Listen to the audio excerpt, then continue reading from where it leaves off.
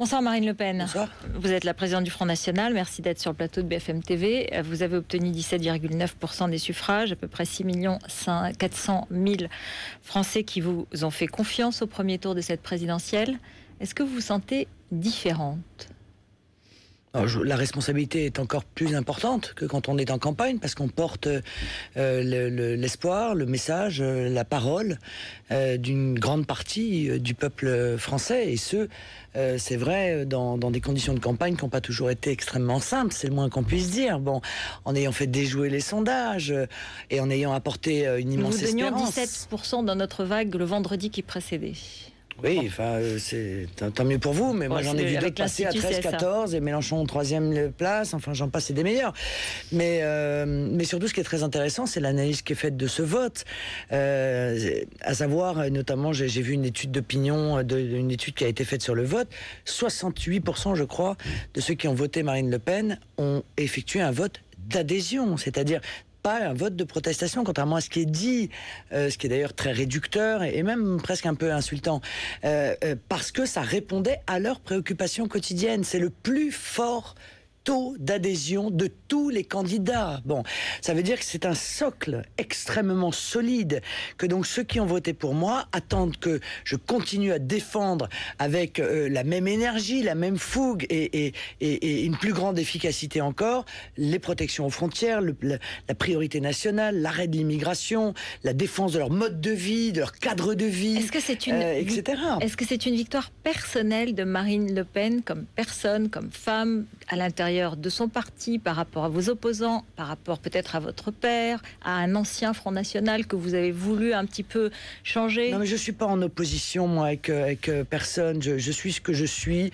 Je suis ni complètement dans une continuité, ni totalement en rupture. Je ne me compare pas. Je suis venu, avec toute la sincérité qui est à la mienne, dire aux Français, voilà, je comprends ce que vous vivez, j'ai des solutions à vous apporter. J'ai confiance en vous. Vous trouverez en moi de la franchise, du courage, de la lucidité, de la pugnacité. Est-ce qu'on marche ensemble? Eh bien, une grande partie marche avec moi.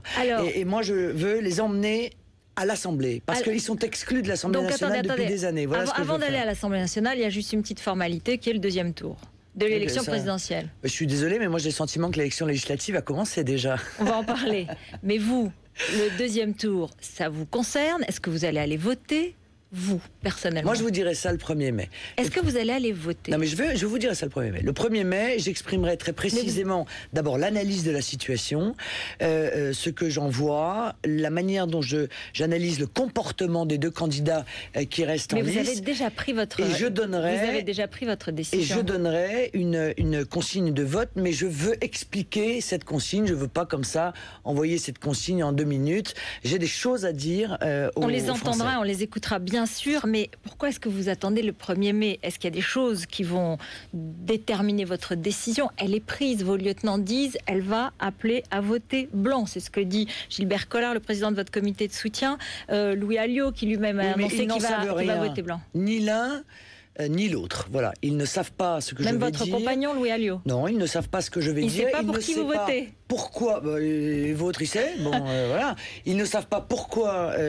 Vous n'en parlez pas. Quelle est l'explication que je vais donner aux Français? Ce qui est sûr, c'est que l'un et l'autre savent que je suis quelqu'un de cohérent, que je ne raconte pas de coups aux Français. Ça fait des mois que je leur dis, la politique de Nicolas Sarkozy est peu ou prou la même que celle de François Hollande. Bon, ça, ils le savent, je l'ai toujours dit, j'ai pas changé d'avis depuis j'ai pas changé d'avis blanc et blanc depuis bonnet. Le premier tour. Ce bonnet que je blanc et blanc bonnet. Si vous voulez, c'est que j'entends l'UMP, moi, utiliser un argument qui m'apparaît assez simpliste d'ailleurs et qui consiste à dire ne pas voter pour Nicolas Sarkozy, ça reviendrait à voter pour François Hollande et donc pour le droit de vote des immigrés, etc. etc. Bon, le moins qu'on puisse dire, c'est que c'est du gros rouge qui tâche là, dans l'analyse. Mais il n'y a qu'un malheur, c'est que j'entends aussi toute une série de gens de l'UMP qui appellent à voter socialiste. Alors, on vous fait allusion à Chantal Joanneau qui aujourd'hui a dit qu'au deuxième tour, entre un candidat socialiste et un candidat FN, elle voterait socialiste. Bah oui, voilà. Mais admettez qu'il y a un problème de cohérence quand même, parce que soit on nous dit les socialistes c'est affreux, c'est horrible, c'est la fin du monde, etc. Et à ce moment-là, les gens de l'UMP, Monsieur Guéant, Madame Joanneau, Madame Nathalie Kosciusko-Morizet peuvent pas nous expliquer après que pour finir eux dans une législative, ils vont voter pour le parti du droit de vote aux étrangers, de la régularisation massive et appeler à voter socialiste. Alors je pense que parti comme c'est, si vous voulez, l'UMP va imploser avant même le second tour. Hein. C'est quand même assez inquiétant cette cacophonie. Et ça prouve qu'en réalité, l'UMP n'a pas de colonne vertébrale. C'est une association de défense des intérêts particuliers des uns et des autres. Il n'y a pas de vision pour notre pays. Et donc moi j'appelle... Donc vous vous frottez les mains? Non, j'appelle tous ceux aujourd'hui qui sont à l'UMP et qui sont scandalisés par le fait d'imaginer que la moitié de leurs dirigeants risquent de voter pour des socialistes. Je les appelle peut-être à venir directement nous rejoindre. Voilà, avec nous, il n'y a aucun risque. À quoi ça sert au deuxième tour de la présidentielle de vous rejoindre, puisque vous allez appeler à voter blanc ou à voter ni pour l'un ni pour l'autre? C'est pas très efficace. À quoi ça sert de se bagarrer pour être élu, puisque de toute façon, et l'un et l'autre sont des fédéralistes européens. C'est-à-dire qu'ils ont pris la décision que le peuple français aurait de moins en moins de pouvoir, que la souveraineté française serait transférée à l'Union européenne, et par conséquent, ils ne seront et l'un et l'autre, ils ne sont candidats que à la gestion d'un vague territoire. Ils ont été choisis par une majorité de Français. Oui, en tout cas, ils sont arrivés devant vous, donc ils ont une légitimité. Mais leur projet à eux, c'est pas un problème de légitimité. Je dis que leur projet à eux, c'est de faire de la France non pas une nation libre et souveraine, mais un vague territoire sous tutelle de la Troïka. Bon, eh bien, ils seront chefs du territoire sous tutelle de la Troïka. Mais il reste un endroit de liberté, où le peuple peut s'inviter, comme il s'est invité dans ce premier tour de la présidentielle, c'est l'Assemblée nationale. Voilà. Et c'est donc le seul espoir qu'il reste pour arracher le pouvoir des mains de l'Union européenne, des mains des élites, pour le rendre au peuple français. C'est massivement que le peuple entre massivement à l'Assemblée nationale. Alors vous avez commencé donc votre campagne législative, on l'entend bien. Est-ce que pour cela vous allez changer le nom de votre parti? Non, nous faisons un grand rassemblement législatif parce que nous accueillons autour de nous des gens qui sont des souverainistes du ciel, qui sont des anciens chevènementistes, des gens qui, comme Gilbert Collard, sont issus de la société civile et n'appartiennent pas au Front National. Et nous faisons ce fameux grand rassemblement des patriotes dont nous avons rêvé. C'est pas changé de nom depuis longtemps. C'est pas changé de nom. Non, vous êtes contre le changement de nom. Vous avez dit dans une interview au Monde il y a quelques jours que vous étiez favorable à un changement de nom, que vous y pensiez. Ça n'est pas d'actualité. C'est un sujet qui sera discuté après les législatives. Si le grand rassemblement bleu marine que nous mettons en œuvre pour les législatives est un succès, nous discuterons de cela. Je crois qu'il sera un succès. Et vous y êtes favorable? Nous en discuterons avec les instances du mouvement. Parce que Jean-Marie Le Pen a déjà dit qu'il y était hostile et que quand on... Non mais c'est normal. Oui, non mais c'est normal de savoir. Il a dit qu'en fait quand on gagne, c'est pas quand on gagne qu'on change de nom, c'est quand on fait faillite. Donc il est très hostile au changement de nom. Non, mais je suis absolument convaincu d'avoir un certain nombre d'arguments qui susciteront une discussion intéressante. Qu'est-ce qui se passe s'il est hostile? Qu'est-ce qui se passe? Comment ça se passe dans ces cas-là? Mais madame, chacun expose ses idées comme dans n'importe quel mouvement. Et alors vous dites je suis la présidente, excusez-moi, c'est moi qui dirige, c'est moi qui décide? Non, ce n'est pas une dictature. Il y a un débat et encore une fois, ce qu'il faut, c'est que ça corresponde surtout à une réalité politique. Ce rassemblement, au-delà du Front National, nous l'espérons tous aussi. Nous espérons tous parce que nous pensons qu'un jour nous allons arriver au pouvoir, que le plus tôt sera le mieux et qu'il faudra donc réunir 50% des Français plus une voix. Nous démarrons, c'est le commencement. Nous démarrons ce grand rassemblement. Ce premier tour n'est que le début de ce grand rassemblement. Je reviens quand même au deuxième tour de l'élection présidentielle. Le sentiment de beaucoup d'observateurs, c'est quand même que vous l'évoquiez un peu vous-même, on a le sentiment que vous voulez quand même plus de mal à Nicolas Sarkozy qu'à François Hollande, tout en disant qu'il serait bonnet blanc et blanc bonnet. Est-ce que, à l'intérieur de l'appareil du Front National, on va plutôt soutenir François Hollande en sous-main? Est-ce qu'on va plutôt soutenir la gauche contre Nicolas Sarkozy à tout prix? Il faut battre Nicolas Sarkozy dans votre esprit? Madame, je ne sais pas qui sort ces énormes sottises. Voilà. Je l'ai dit très clairement. Moi, je ne joue pas la défaite ou la victoire de l'un ou de l'autre. Les choses sont très claires. Je m'exprimerai encore une fois le 1er mai, mais surtout, madame, nous ne faisons rien, nous, en sous-main, voyez-vous, parce que nous ne sommes pas comme les autres. Les magouilles, les manœuvres, les compromissions, les compromis, les discussions, les concessions, c'est pas chez nous. C'est ce qui nous différencie de tous les autres. Alors, nous ne faisons rien en sous-main. D'accord. Moi, j'ai clairement dit ce que je pensais de Nicolas Sarkozy et de sa politique. Lorsque vous l'entendez... J'ai clairement dit à Nicolas Sarkozy... Marine Le Pen, lorsque vous entendez Nicolas Sarkozy, qui dit qu'il veut donner le RSA et le minimum vieillesse après 10 ans de séjour et 50 cotisations, c'est quand même ce que vous proposez vous-même. Donc, dans le fond, vous pouvez dire, tiens, il veut la même chose que moi. Si c'est ce que les Français veulent, c'est peut-être lui. Si vous dites non à cela, ça veut dire que vous pensez d'abord à l'avenir de votre parti et que vous avez intérêt à ce que l'UMP implose. Excusez-moi, je ne crois plus un mot de ce que dit Nicolas Sarkozy. Plus un mot. Voilà, il a trop menti. Et même s'il dit la même chose que vous sur certains thèmes. Et je veux dire, c'est de sa faute. C'est sa faute. Il avait suscité une espérance chez les patriotes en 2007. Il a foulé aux pieds cette espérance. Il a menti, trahi et n'a tenu. Il peut peut-être appliquer cela madame de ses promesses. Ça veut dire quoi? Ça veut dire que l'UMP, je crois, a commis une erreur majeure en choisissant de réinvestir Nicolas Sarkozy comme le candidat de l'UMP. C'est leur erreur. C'est eux qui auraient dû mesurer la défiance qui existe aujourd'hui entre un homme et le peuple. Parce que c'est ça le problème. Le problème, c'est qu'on ne peut pas, encore une fois, trahir impunément et indéfiniment refaire toujours les mêmes promesses. Cette relation exceptionnelle qu'il y a entre un dirigeant et son peuple, eh bien, c'est comme en amour. Ce lien-là, il peut être définitivement brisé. Vous le savez, il y a des couples qui divorcent et qui se remarient. Vous en connaissez, vous ? Il y a des histoires d'amour qui recommencent. Ah bon, j'en connais pas beaucoup, moi. Ça existe. Oui, d'accord. Ça existe. Sûrement, ça existe. Mais en l'occurrence, lorsque l'on voit ce qui se passe depuis quelques jours, le changement total de discours, on se dit tout de même qu'il y a un cynisme un tout petit peu visible. La drague est un peu lourdingue, si je puis me permettre de m'exprimer ainsi. Il y en a qui marchent. Est-ce que vous croyez que vos électeurs vont vous suivre comme un seul homme? Parce que dans les reports de voix, on voit aujourd'hui qu'il y en a 50% qui peuvent se reporter sur Nicolas Sarkozy, 25 sur François Hollande et 25 rester chez eux. À la différence de tous les autres responsables politiques, je ne considère pas que mes électeurs sont des moutons. Ce sont des gens intelligents, libres, sensés, responsables, réfléchis. Et c'est donc parce qu'ils sont tous là et que je les respecte éminemment et que ce sont des gens dignes et fiers. Alors vous leur dites rester chez vous ? Le 1er mai, madame, leur exprimer quelle est ma position. Voyez ?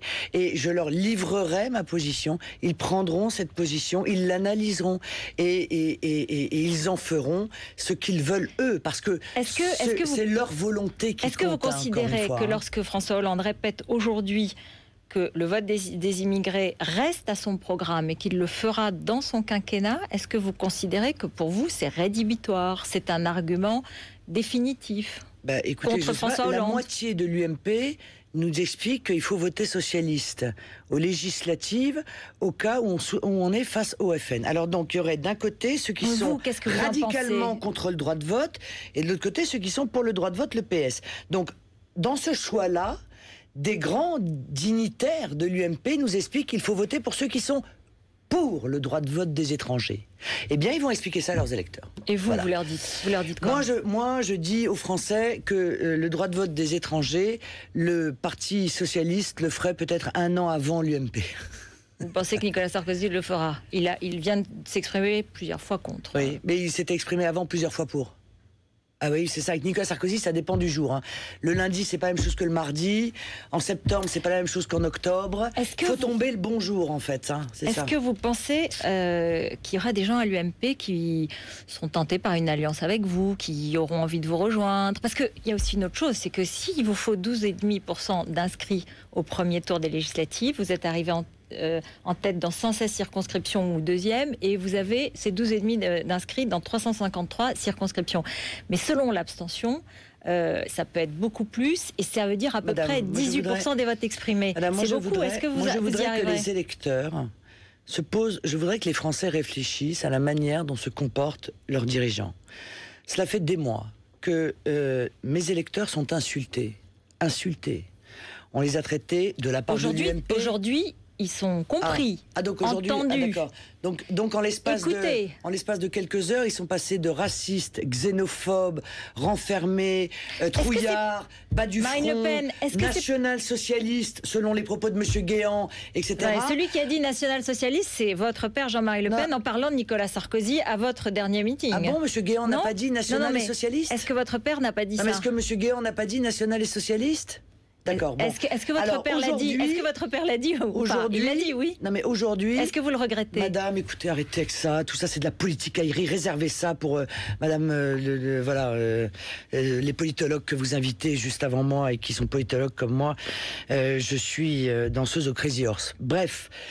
Vous n'avez pas répondu quand même, mais bon, vous l'avez évoqué, vous avez dit que vous le regrettiez. Vous coupez la parole toutes les 2 secondes pour parler de trucs qui n'ont aucun intérêt. Bon, donc moi je vous parle de quelque chose qui est important.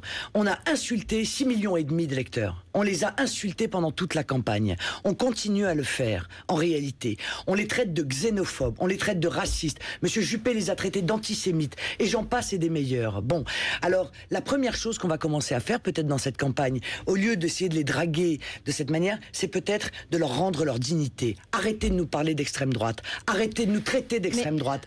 Arrêtez de dire de ces 6,5 millions de personnes que ce sont des gens qui ont peur, qui votent parce qu'ils sont en colère, ou parce qu'ils souffrent. Non, ce sont des électeurs. Écoutez, ce sont des citoyens conscients.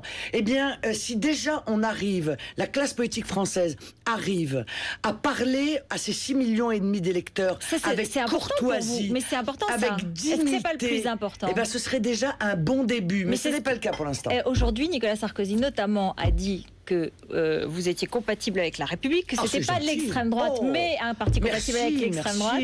Et François Hollande a dit qu'il entendait les gens qui souffraient et qu'il voulait s'adresser à eux, qu'il était pour eux le vrai changement. D'accord, mais vous ne voyez pas ce mépris?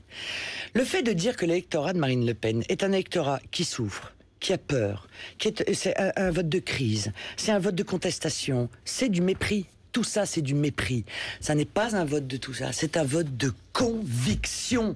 Ils ne veulent plus du modèle économique. Comment vous voyez l'avenir de votre parti? Ils ne veulent plus du modèle économique qui a été vendu. Ils ne veulent plus de la soumission aux banques et aux marchés financiers. Ils ne veulent plus de la dilution de notre civilisation à cause de l'immigration massive. Ils ne veulent plus de l'ouverture de notre pays à tous les vents. Ils ne veulent plus de l'effondrement de la laïcité. Ils peuvent comprendre ça? Est-ce qu'ils peuvent le comprendre?